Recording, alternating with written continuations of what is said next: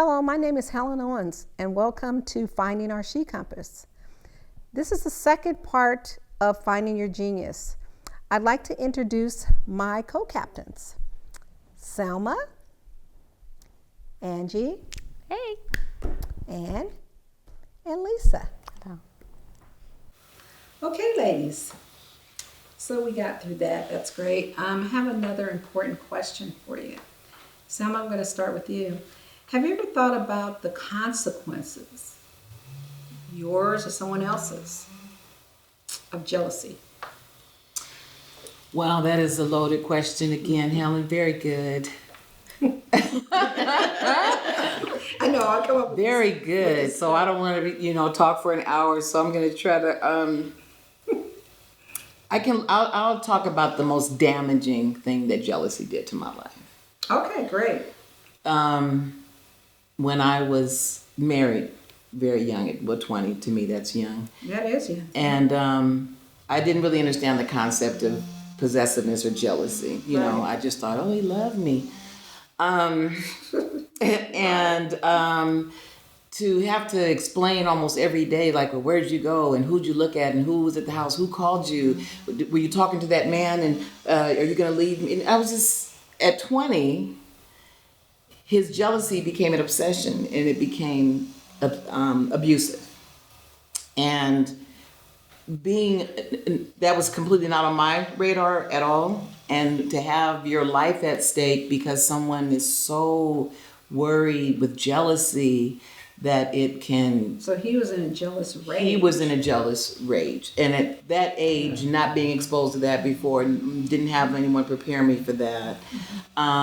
That wasn't even one of the ingredients that I thought about in a relationship. Well, look, you're young, and Young. Did you detect that in him? No, not at all. Not at all. So this started after you got married? After I got married. Actually, after I was pregnant with my first child. Because I think that was the I got you to him. Oh, okay. And because back then men had labels. Yes. Once you were their wife, you were once their you're a partner. wife, that's it. Yeah. And I was trying to play that role that I was taught. Right. Okay. And what that did, and I could go on and on and on about that, but what that did for me as a elder in my community with a lot of young girls, yes, is that when I hear them and they, some of them play the game, like, I'm going to, leave this text with somebody. I'm going to see who's going to, they play the game of like me try to, yeah. and I, because of my experience, that's a big thing now. Yeah. I teach them, you don't play with jealousy. It's dangerous. It's dangerous. And on top of that, what is that saying about you as a female? So would you say the word jealousy means danger to you? To me, jealousy means danger. And on a flip side, jealousy has also prevented or eliminated or made me extremely skeptical of female friendships. So I've got two dichotomies, two-way street of jealousy that has affected my life. So that's why I say I could really, but it has been a compass for determining sincere friendship, yes. genuine comments, yes. who I share issues with. And I'll give you a quick example, which you're aware of. That'd be great. I remodeled my kitchen in 2003. Yes, I remember. Okay, this. I have a very old Victorian house. And I was so ready for it. I'd studied every kind of surface and stone and appliance. And I was a kitchen remodel expert. And you want to share. I had to be in quarantine basically during the remodel of my kitchen, except for telling you or a few other people, because people would come in, they're just like, what is she doing? What is she buying? Let me see that. Go do it in their kitchen. Like, what the hell, right? Right.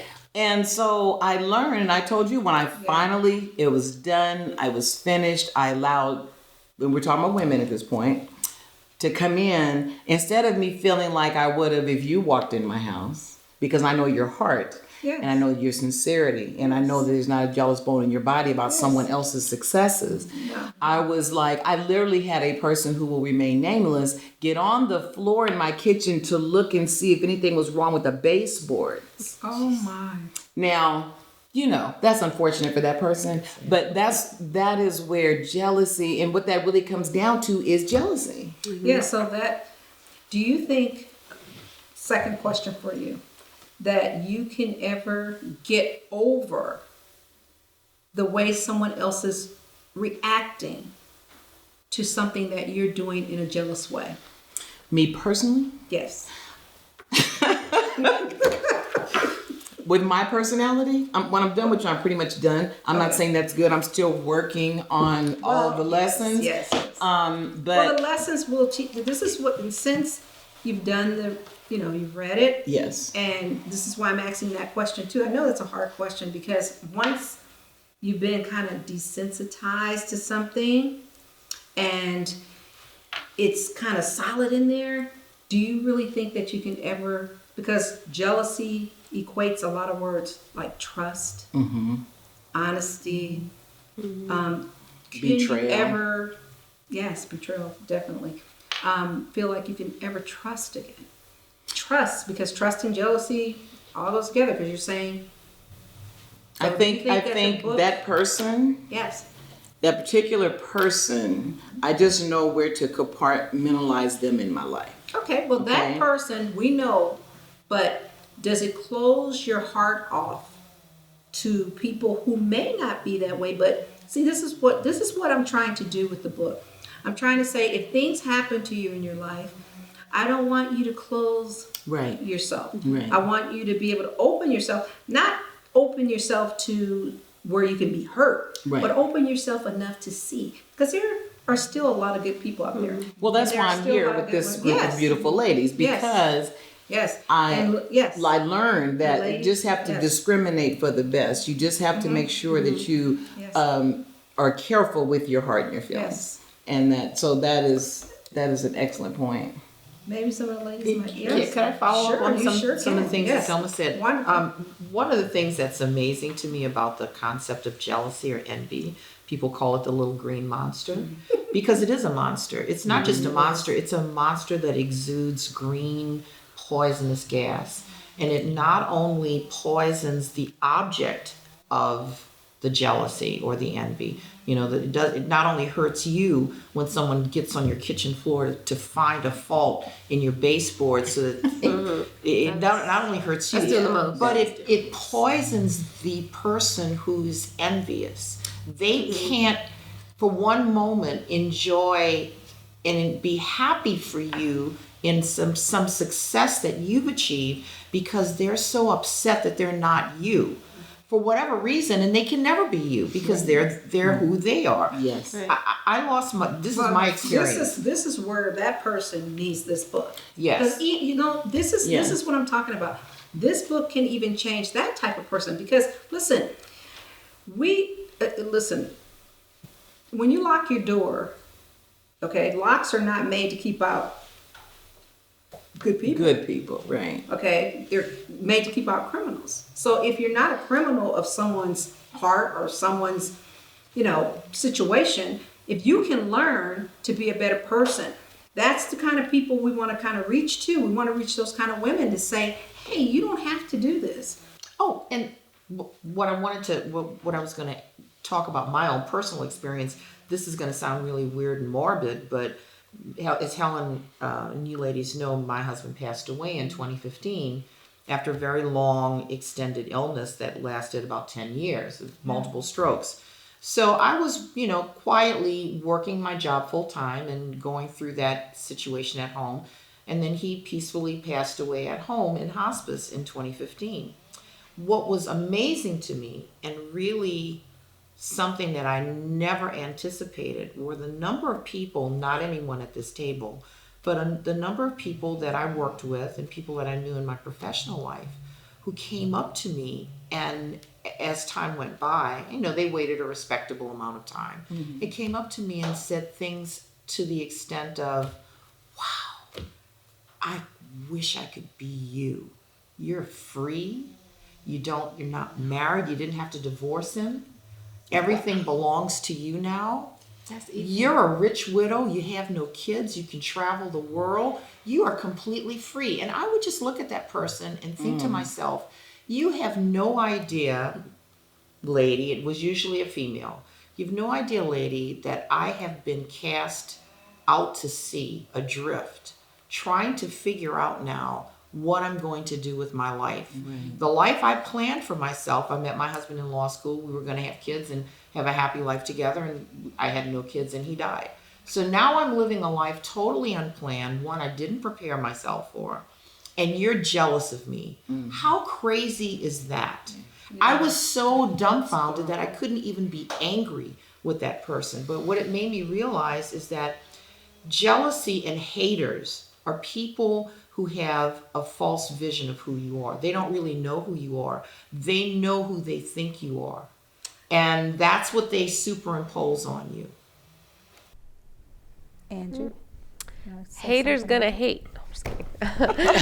Honestly, that's true. But Well, let's keep it real, Angie. yeah, I'm It's just okay. You keeping can it keep it real. real. So, Yeah. jealousy to me stems back to your upbringing. Number one, right now in this day and age with our youth, because I have a teenage daughter, so I can relate to this very well. And might I add, a very beautiful teenage daughter. Thank you. She's very beautiful. Thank you. Yes, She you're loves welcome. I love her too.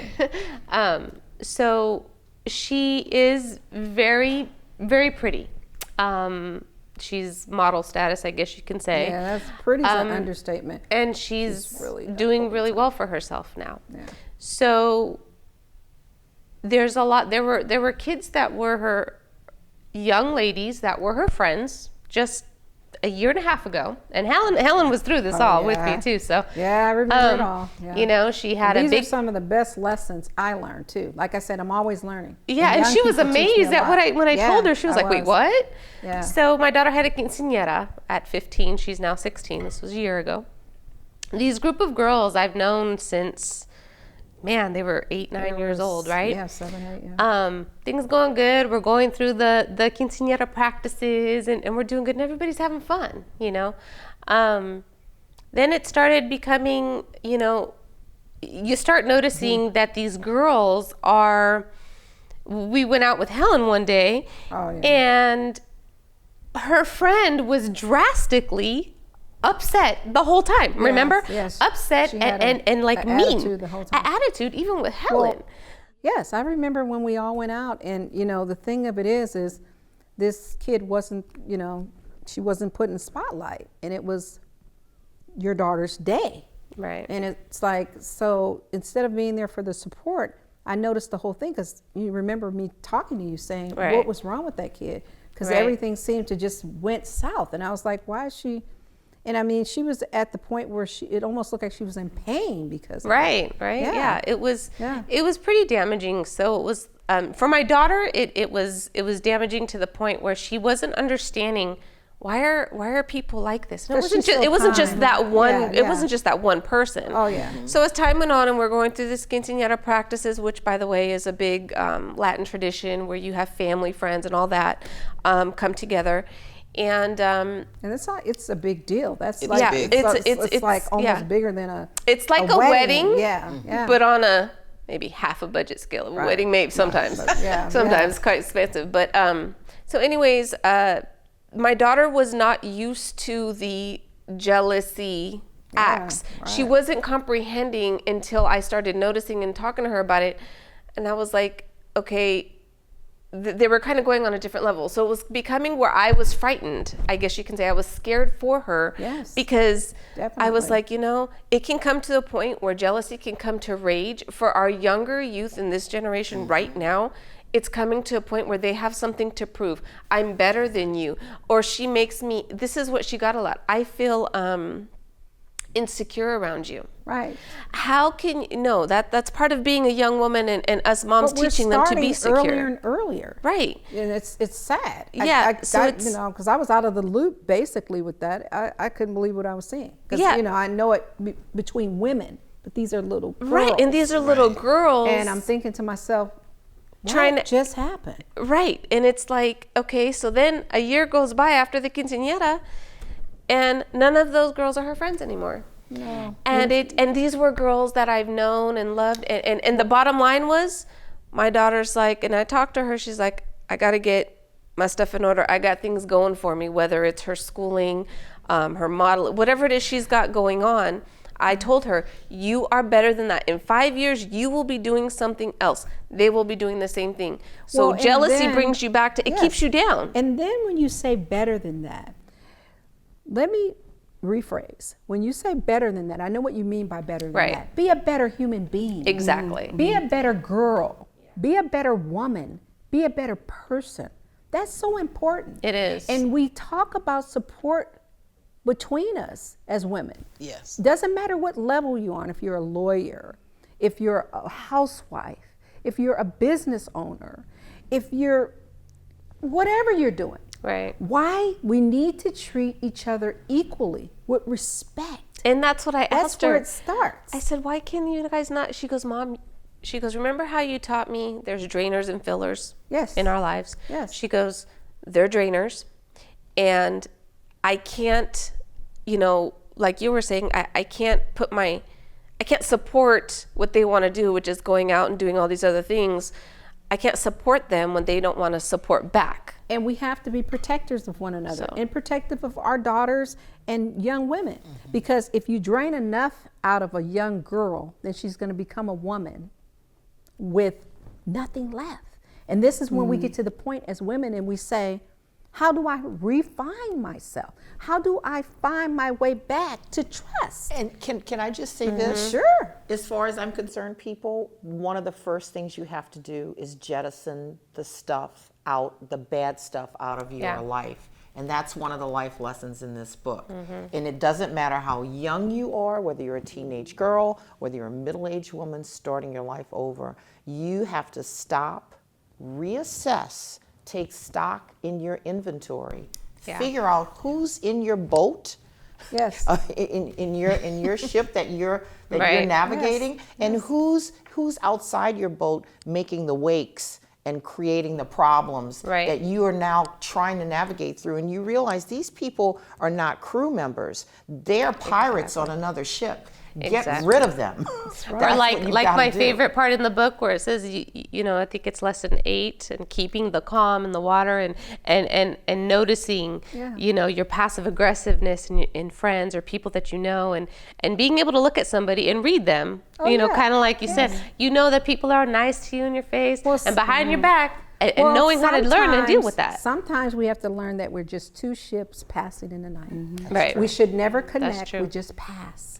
Pass, but we pass respectfully. Right. We're not going to cause an accident. We're not See you going to later. wreck into each other. We're not going to, just pass. And if you want to visit, you say permission to board. Yes. But you don't Yes. just Right. ram the ship Yeah. and take it over. Right. Yeah, you do. And because Right. it like what the bottom line point to jealousy is, unfortunately, and very unfortunately, and I pray for these kids, they take their own lives because somebody was so Well- jealous of them. well, It made and- them feel so bad, And that brings in another word. and that's horrible. That brings in another one of my favorite words, bullying.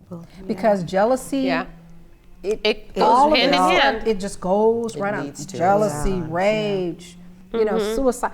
Because when you feel like you don't have any, listen, we were strong women. We were very strong women to make it through our life. All these stories are very important, and they're important to tell. Ladies, I have another important question, if you can believe it or not. There's just so many things that are controversial about women. And we want to address this one because this is a big one for millennials, for young people, for older people. I hear this word all the time, the hater. The hater. Now, I know you out there know what I'm talking about. I think everyone has had a first-hand experience with a hater. Lisa, let's ask you the first question about that. Well, unfortunately for me, I never thought that I experienced a hater per se. I looked at this person as just pure evil. But she happens to be my sister, one of my sisters, who physically and mentally abused my parents. It's very difficult for me to describe her. Not only was she evil, she was a taker. She would take everything she could from my parents, to the point where it debilitated them financially. I eventually stepped in, and as power of attorney, I was able to take care of all of their finances, and eventually ended up evicting her from my parents' house because they wanted her to stay with them to help care for them, but she was abusing them. And she manipulated my father to the point, and my father and I were very close. I mean, we were very close. But she manipulated him into thinking that I was doing something to him. And he had had a stroke, and she was feeding him alcohol 24/7. So he was inebriated. He couldn't think really clearly. And so she took advantage of that, and she also abused my mother. So I took care of all of that, was able to get her evicted from the house. And it took me 3 years or 4 years. Everyone told me I need to start to forgive her. Well, there was no way, because I despised her because of what she did to my parents, because you just don't do that. 4 years later, after we were about to sell my parents' house, I decided to try to forgive her. I gave her a chance, and it took everything that I had, and I thought she was genuine. And when I decided to share a portion of the money that we were going to get from the sale of my father's house, her portion obviously wasn't enough for her. Wow. So what she did behind my back is she went to get an attorney, and she tried to sue me. And so, Sorry this happened. yeah, but So you had firsthand experience with close to home, yeah. Lisa, unfortunately, this happens quite a bit in families, and it's really sad to see, because when we think of haters, we think of someone outside of our realm. It's really painful when something happens like this, especially with a sibling or a family member. Right. I'm really sorry this happened to you. Thank you, Helen. You're welcome. Ann, did you want to say something? Yeah, I wanted to also say I'm sorry it happened to you and that you're not alone, because it happened to me. And I think Helen's right. It happens more frequently than any of us realize or would like to believe, because you're correct. Your family is supposed to be a special circle of people that through genetics is supposed to bond to you and have your back. Your friends are your chosen family, and they're supposed to do the same. And I never really learned the meaning of the word betrayal, because it's a little different than just being let down. But to be betrayed really means to have loved someone and cared for them and hoped that they felt the same way about you and would respect you the same way, but then to find out that they intentionally use you, set things up, put things in motion that really do hurt you and not care, makes you realize that there's something to some degree that's sociopathic about them. Absolutely. And so I've been sitting here thinking about what is a hater. And we've all talked about characteristics of what haters have. Haters are jealous. Haters are angry for seemingly no reason. Haters must succeed while you fail. Haters are people, in my opinion, who have all of those qualities, but the one quality that they all possess, and they may manifest it in different ways, but the one quality haters all possess is that they have no empathy for anyone. They are the center of their cold, dark little universe. And everything else revolves around them. They're like a black hole. Yeah, it's and like- they suck all the energy in, whether it's whether it's your energy or Right. my energy Right. or anyone's energy, they suck it all in and use it. I had a similar scenario with a relative that I took in after Katrina, and whom Helen has met. And this person was just amazingly, almost to the point where I thought there might have been a mental health issue. But the behavior was so calculated and thought out to affect a certain end that you had to at some point acknowledge to yourself, this is not happening by accident. No. You give them all kinds of breaks, I want to forgive you, I want to give you another chance. Well, that's what family's all about, Right. right? You want to forgive. But I want to say to the people out there, in terms of, the question of to forgive, I've forgiven this relative. I have bear no ill will towards this relative. I simply don't want this relative in my life anymore, because that is a person who is so negative and such a hater that I can't allow that toxic waste to reside in my home. That's right. So that person has to go elsewhere, and I wish them well. But you have to, people out there, come to the point of being able to jettison someone who is doing those kinds of things. Wish them well, but separate yourself from them, because you will never get your life back together, and you will walk around feeling bad about yourself, which is part of what they want, because they're not you and they hate you for being you. And I so applauded you for that, because I was there with you with that and witnessed what you went through. And it was, I think, through my life, seeing all these different events with family, friends, so-called friends, people who are supposed to love you by nature, and people who are supposed to love you because you've offered them your love and they're not loving you back the same way. It's a hurtful thing across the board. And forgiveness is for you, so you can heal. It's not for them, it's for you. That's right. And so it's important to know this, that if you do have a hater in your life, that forgive yourself and excuse them from your life, because you don't have to live that way.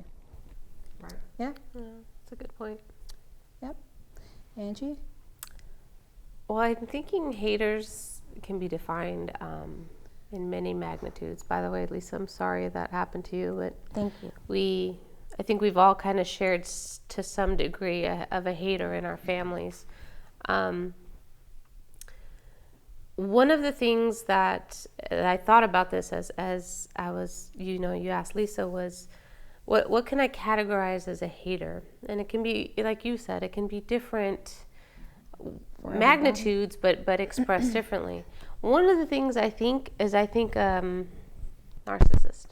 Oh. A narcissist is a person who will put you down. They want to see their own self good, and unfortunately, I've seen it in my family, and it's unfortunately it can get to you to the point to where it can be making you feel so bad about yourself that you fall into depression. So that person who's hating on you can put you in a state of mind where, like, you're literally depressed or clinically depressed, makes you sick. Yeah. So then now you have to learn how to react to a hater. How do I can't control them. I can't control how they're going to hate, how they're going to act. I can control me. Yeah.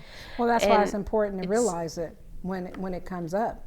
But the funny thing is it comes up so much. You can see it in so many people. Right. You can see it in people who have hidden agendas. You can see it in people who are opportunists. Right. They don't have the best interest, and maybe they may know it, maybe they don't. Maybe they're not subconsciously doing it, but I think there are people who are. Yeah. And then there's people who are raised that way. Well, I think some people set out to do that. Yeah. You have to remember that we're not all the same, and some people think that that's the way they're going to get by in this world. Yeah. They think that that's the only way to get by in this world is by hurting others, and they don't understand that it's possible to do well without doing that. Right.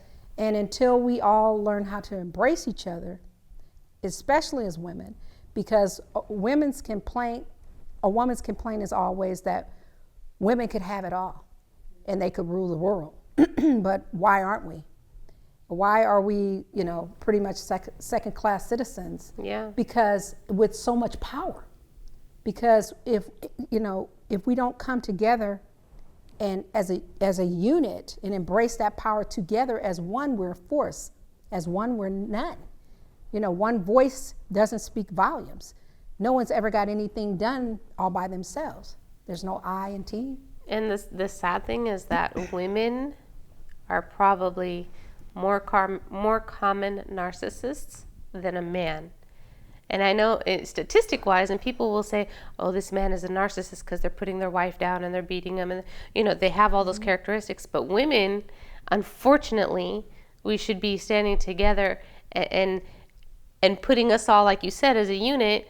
But unfortunately, I've seen more narcissistic and hater interaction from women than I do men. And that's the sad part, because Well, why are we we wanna teach them. competitive? Why? What makes us competitive? Women have learned the fine art of manipulation Yes. and the backroom game much more adeptly than men ever have. True. Because men have always had physical power. They've always had public power. They've had politics. They're making the speeches. They're making the big decisions. But how many of those men, when they go home, have the little lady who is basically whispering in their ear, do this, do that. You know, you can soften his heart or you can harden it to your design, because women have been taught to use this surreptitious power, and unfortunately, it's infectious and we use it on each other. That's what happens. Yes, we And do. that's and we use it that's to sad. hurt one another, and it's just not necessary until more of us learn that we have personal power. As a woman on our own, we speak it. We have to walk the walk. We can't just talk the talk. And we have to love ourselves fully. We have to love ourselves first. So we can love because others. If you do not listen, I remember a long time ago they used to have a saying that says, you know, treat others like you want to be treated. But sometimes I don't want to be treated like I see others treating Right. themselves, because that's not a good treatment of yourself. If that's what you expect me to get treated like, but if that's what if you're taught, you don't know. So Right. we have to look at that person and give them a chance and say, hey, look, this is not right, and this is why it's not right. Stand up for one another, but also stand against one another in the right way. To say something positive, to say that this is not right the way you're treating another woman, or this is not right what you're doing to another woman. Don't encourage. Right. Okay? Like I said, you can't go dumpster diving in your own garbage unless you've cleared out your can. If you don't know what you have to offer, and you're still, all this garbage is going on in your brain, what advice can you give me? You're going to give me the wrong advice. And then I'm going to take that advice on to the next person and on to the next woman and give her that advice, and it becomes toxic. And pretty soon we have what? Just a big dumpster dive of garbage, and we're just not offloading anything but onto each other, and we're hurting one another. So these discussions are important because there are people out there who have the need and the want to be a unit, to want to be a friend, to want to have a friend, to want to trust another woman, but don't know how. It's true. And can't, or been so beat down by the wrong type of woman or the wrong type of person, they don't know how to trust again. Right. And that's sad. That's right. That's sad, because just as though we're sitting here, we believe we're good people, there's millions of other people that believe that they're good people, but they don't have a unity. They don't have a connection. They feel as though they're far and few in between. And I still believe that there's a lot of good in this world. And you can't believe that the whole world has gone bad, or we have no hope. And without hope, what do we have? I think Yep, there are far that's more true. good people than there are bad people, just like there are far more humans than there are vampires. Because Right. haters are vampires. Yes. They don't cast a shadow. They have no soul, and they will suck the very life out of you, but they don't have a heartbeat. Yeah. And so, you know, I mean, if there were more of them than us, we'd be the planet of the living dead. But we're not. We're all alive and breathing. It's just that the media and social media portrays more of the negative than the And good. you know, speaking of the media and social media, we all here can say that we came from a world when this didn't exist. Yeah. How did you get by? It's easy to bully someone now. You don't have to know their name. You don't have to know a face. That's very true. People are easy to say things publicly now that hurt other people because they don't have any consequence. Exactly. When you can stand behind something and say something, what does that really say about you as a person? And did this always really exist, but the opportunity wasn't there? Well, I think social media has exacerbated it for sure. I mean, I think people tend to be animals of opportunity, and the opportunity has presented itself to make statements and not have to lay claim to what they mean or what they produce. Well, you know, by being in the business that I've been in for a very long time, when I was speaking to different women about having a show like this, the commentary that I got was, Helen, when you have a world of women, you're showing women slapping one another, spitting on one another, hitting one another, how can your show survive when it's positive? That's sad. That's a sad thing when all we want to watch is someone hitting another woman or slapping another woman or spitting on another woman. degrading another woman. If that's all we have, then what are we looking forward to? What are we trying to do? What are we trying to say?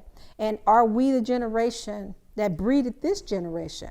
Did we fall into what this generation said was okay, and now we're just all falling under that umbrella? If we're still preaching, don't do this, don't do that, then we have to prove it. We have to show it. We can't just say it. Right. Yeah. We have to try to show these young women that there is a better way, that you don't have to just go around and be that way to be. I remember the first time I heard another woman call another woman the B word. I couldn't believe it. I said, is that a term of endearment? Because if it is, those were fighting words in my day. It's turned into one for a lot of people. Yeah, you never, that is just like the most degrading thing a man could have said to a woman. And now women are calling other women that. So we've made it acceptable, we've made it okay to do these things. And I think that if we're looking for a better way, we have to have more shows like this, more conversations like this, more books like Finding Your She Compass that allows you to just be you, the best you can be, so you can be the best person, the best woman, the best man, the best person to another person. But as you say in the book, you pay the cost to be the boss. Oh, yes. You definitely There's do. a cost. You Yeah. have to be responsible. You can't slack off and blame other people or this is okay out there, so that's why I did it. Right. I dress this way because it's the fashion. Right. You have to take personal responsibility for with the face that you show the world. Yes. Do you guys all remember growing up there were big mamas? Do you remember big mamas? Big mamas, yes. Okay. A lot of people still call me Big Mama. So Selma, Yes. very interesting that we would come to you last on this question. Well, Helen, you know a lot about the haterade in my family. So I think what I wanted to, because it's just too much. And excuse me. And Lisa, you shared, and it had to be difficult. And I'm sorry for what you went through also, but I completely empathize with you because just multiply that by 10 and I've probably been through it in my family. But another side of it is like when Angie said, some people may not realize that they're haters. You have the outright haters. And the example I can use with that is due to social media, and my daughters are in their early 30s. And they'll show me things like, I'll use Beyonce for an example. And she'll post a beautiful picture, and then they'll show me what people wrote. Who she thinks she is? That's an ugly dress. And I'm like, first of all, why would you take the time to this beautiful, successful woman has done nothing to you, Right. and you're gonna take the time hiding behind that keyboard to type? That's a hater. Right. You're just hating her for no freaking reason. But that is the world that we live in right now. Yes. We live in a world of hiding behind the keyboard because I'm the type of person, I always have been, that if you have something to say to me, say to me. Yes. Right. When we were growing up, saying something to my face was a normal request. Whereas now, people would just hide and type. Yeah. So I think that if it wasn't for social media, and people would have to face each other, people would have to talk to each other, I try and encourage my kids, like, if you have something important to say to someone, it's okay to text them, call me when you can, but don't express some long drawn out thing online. Yes. Because first of all, things are lost in translation when you text them. Am I saying what you doing, or what you doing, or what you doing?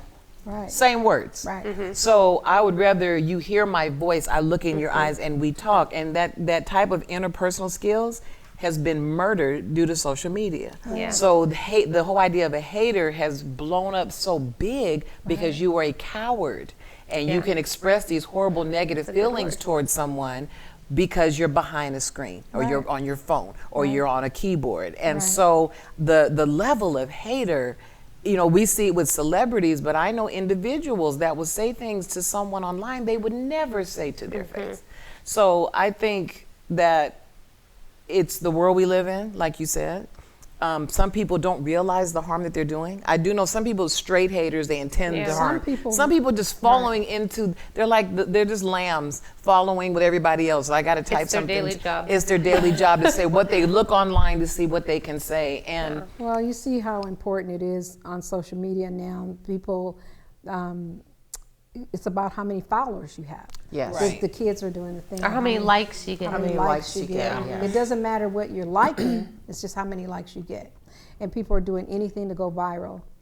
It's sad. it is. It's sad because, like you said, it's harmful. It's harmful to all of us when people do this. Yes. But since everybody had their opinion about what a hater is, which was some great, I mean, it's like it can go from word to word. Hater, angry, jealous. I mean, all these words are the same thing, but they escalate into different meanings depending on what you're going through, right? Right. Yes. So what we are trying to do is try to teach that there is a better way, that, you know, there is hope for the young ladies who see things one way. I really don't think that young people really want to be the way they are, because then there's another word, bullying. Yes, because people are bullied into doing things too a lot. So it's pretty sad that all this has manifested the way it has. But what we're trying to do is change things here at She Compass, and my co-captains here, they've been wonderful, and we feel great. How do you guys feel? I feel great. I feel my great. daughter will be reading the book soon. I think Yes. I think the I more feel the great. more that moms can encourage their daughters to kind of go back old school, if you will, to bring them back a notch. Yeah, let's take them back Teach them to bring our them back. generation. You There's know, nothing wrong with that. my daughter listens to. She was Right. brought up on our music, music, and right. Well, that's old going to be school the and, go-to you music. know? It's the one we all kind of go to eventually because. So- and not to say that if you like your artist now, it's fine. We understand that times have changed. Right. But people, emotions for people, kindness, connection to other people, loving other people is something that should never change. So, Right. Selma, Yes. I have a question for you. You have a mug in front of you, and it has a word on it. I'd like to know what's on your mug and what's on your mind. What's on my mug is believe, and I believe that the generations under us do have a chance to take what's in this book and put it into practice in their life. That's what I believe. Wonderful. Angie, I'm next. you have a magical mug in front of you, and I'd like to ask you, what's on your mind? So I have joy, and what joy means to me is having belief, having faith, and having hope in all I do and all the generations to come. And also, I think that people will get a lot of joy from reading the book because it will bring them peace, happiness, and it will help them find their souls, I think. And I think that joy is believing in and having your soul be joyful in everything. Everybody always tells me I'm so happy all the time.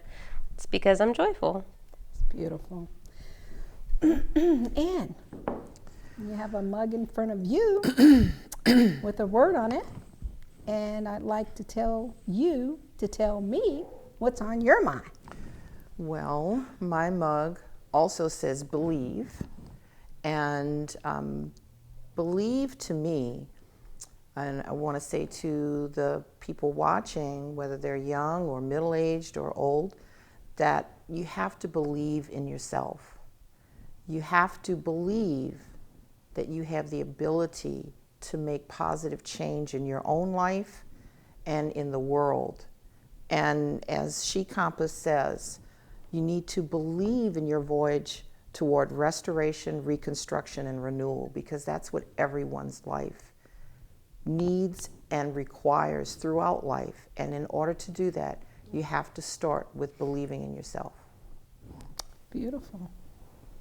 Lisa, Yes. you have a mug in front of you. Yes, I do. And it has a word on it. Can you please tell me what's on your mind? My word is also joy. Yes.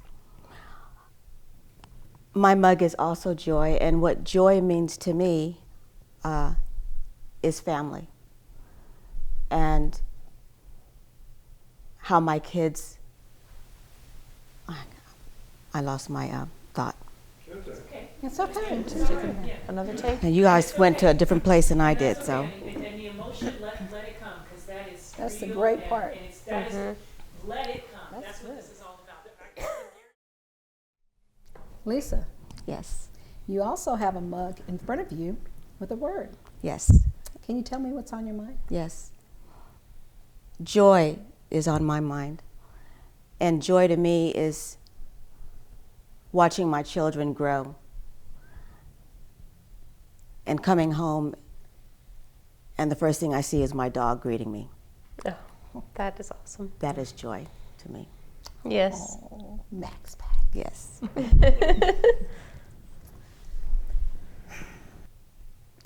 I also have a mug in front of me, and the word is faith. Let me tell you what faith means to me. This word is really special to me because it means a lot.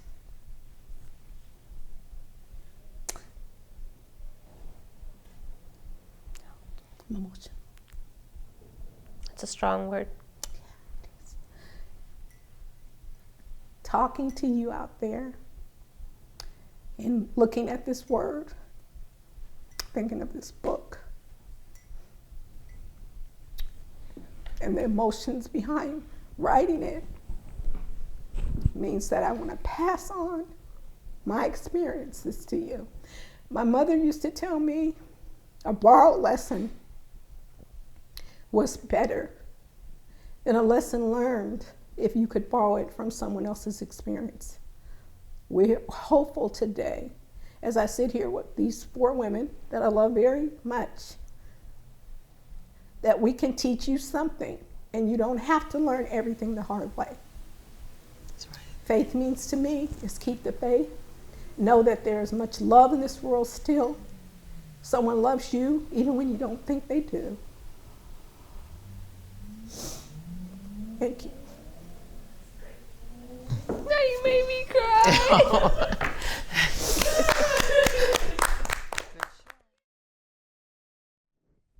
Thank you for tuning in. You've been great. We've enjoyed spending our time with you. And the whole thing was all about finding our she compass. And thank you for taking this trip with us on treacherous waters.